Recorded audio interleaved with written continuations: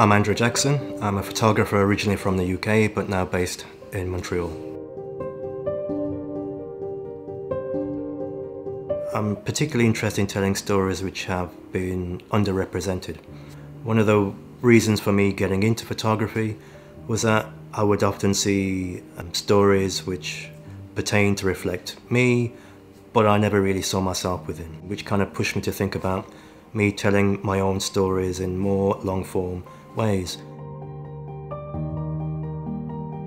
Some of the kind of interesting things I've been kind of focused on are immigration, movements of people from space to space, particularly focused on my own kind of personal connection to that through via my parents who migrated from Jamaica to the UK.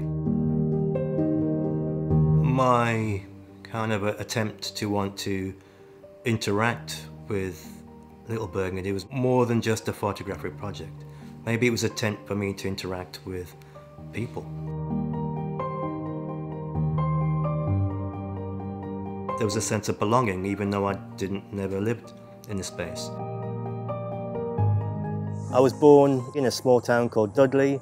The black community, mainly Caribbean migrants from Jamaica, kind of summed up about less than 1% of that Dudley population. As a minority in a overwhelmingly kind of white space, we had a small community there. And then one morning, we had letters of expropriation from the council. In light of this work in Little Burgundy, I have a lived experience of urban renewal and the ways in which gentrification can often erase communities. There's a similar narrative of urban renewal in Little Burgundy, where we see the erasure of once existing and thriving black communities. The infrastructure of the railways brought black people from the Maritimes, from Nova Scotia, from the Caribbean to Montreal in search of work. The only available work for black people, particularly black men, wasn't in the numerous factories in the area of Saint-Antoine, but only within the railways. That black community would be reduced when we have the first expropriations of 1967, September 1st, for the building of the new public and social housing of Îlot Saint-Martin, but also the Ville-Marie Expressway being built as well. Then we have the Chine Canal closing down, and we have the shifting to goods being transported by road. Also the decline in the railways, which also made lots of the black men who were working as sleeping car porters and working on the railway to be surplus to requirements. Capitalism brings people in, and capitalism also forces people out again. This work is about the conceptual black space. For the black individual, there can be multiple black spaces. For many of the people who I've kind of photographed here, they're also linked to the black spaces of the Maritimes, to Nova Scotia, to Halifax. They're also linked to the black spaces of the Caribbean. I also exist in these multiple black spaces. And all those black spaces seem to coexist at the same time. And I guess within the work, I've kind of secreted black spaces of Halifax, Nova Scotia, and black spaces of Jamaica into this work about Little Burgundy, because the people who inhabit the space also inhabit these multiple black spaces.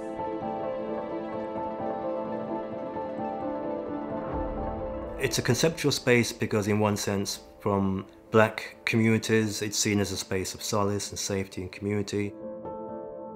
And perhaps in non-black communities, it's seen as a threat and a problem. So the work attempts to tread this divide between those two concepts. The physicality of the space, the buildings, the infrastructure, the roads, perhaps taken in ways in which reflects what non-black minds might consider this space to be. And whilst the portraits and attempts to humanize people and create connections with the audience and the viewer are ones in which perhaps a black kind of individual might see and encounter.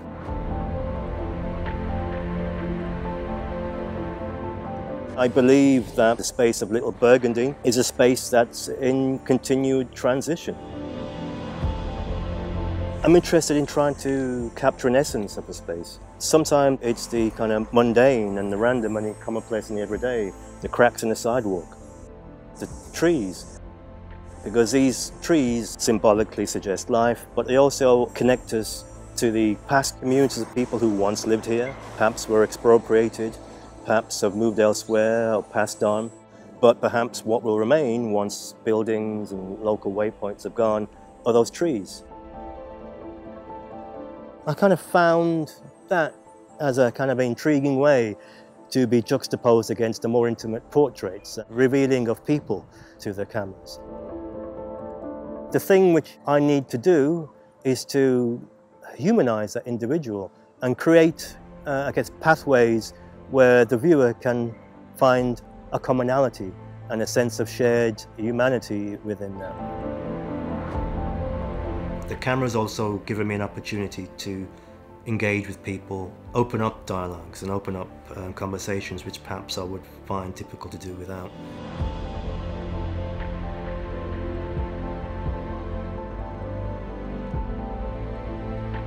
The thing about commissions, they're both kind of exciting and daunting at the same time.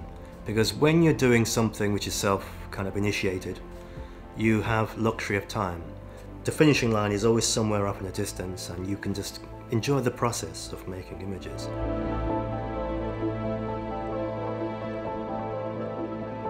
To talk about topics which are part of your own lived experience, that's about structural racism, it comes with a degree of responsibility. One of the problems of documentary photography is often the lack of context. What I wanted to do with this particular work was to give a context.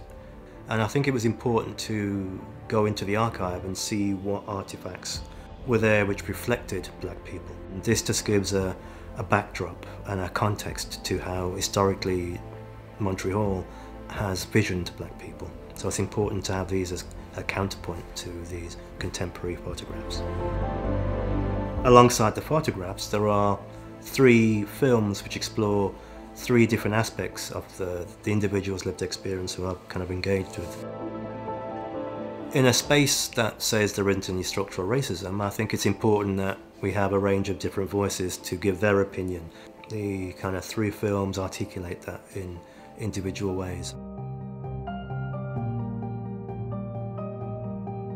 It's important as a photographer for me to say that I'm not giving answers. You know, I like to think this exhibition and these photographs as kind of windows for dialogue, for discussion. I'm a photographer, I'm not a historian, I'm not a sociologist. I hope though at the end of it I do a work which people who do live here, who have lived here, could recognize themselves and their experience. The McCord is the Social History Museum of Montreal. It's a space that records the lives of its citizens. Societies flourish and benefit when everybody within that society has a voice, a presence. I think there are opportunities for people to have conversations about the city which we live in and the ways in which some communities are slowly being erased and changed. I hope some of those conversations and dialogues come from this work.